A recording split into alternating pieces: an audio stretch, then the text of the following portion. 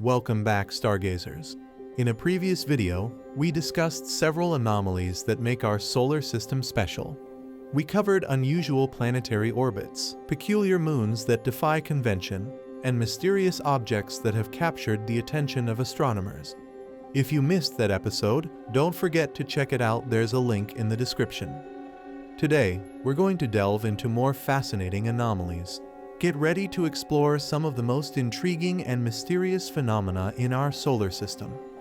But before we begin, don't forget to give this video a thumbs up and subscribe to the channel.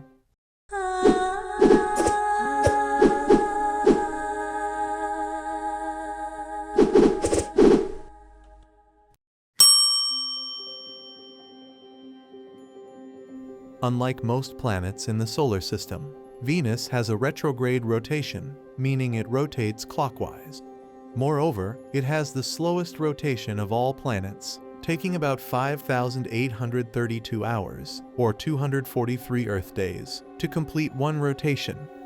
This means that a day on Venus is longer than a year, since it takes 225 Earth days to complete one orbit around the Sun. If you were to walk continuously eastward on Venus's equator, the time of day would appear still from your perspective, because Venus's equator rotates at 6.52 kilometers per hour or 4.05 miles per hour, which is close to the average walking speed. Additionally, Venus's atmosphere rotates much faster than the planet itself, with wind speeds reaching up to 360 kilometers per hour. Venus's unusual rotation might be caused by a past collision or gravitational interactions with other celestial bodies. In 2015, NASA's Dawn spacecraft discovered bright spots on Ceres as it orbited the dwarf planet. The most prominent bright spots are located within the Iapetus crater, which is about 92 kilometers across. These spots are primarily composed of sodium carbonate, a type of salt, and they are highly reflective compared to the rest of Ceres' surface, making them stand out significantly. One leading theory is that the bright spots are the result of cryovolcanic activity. This means that briny water from Ceres' interior could have erupted onto the surface and evaporated, leaving behind the reflective salt deposits. Another theory suggests that the heat generated by impacts could have caused subsurface briny water to reach the surface and deposit salts as the water evaporated. Many of you have heard the colloquial term, the dark side of the moon, referring to the far side of the moon that we can't see. But did you know that there is a moon that literally has a dark side?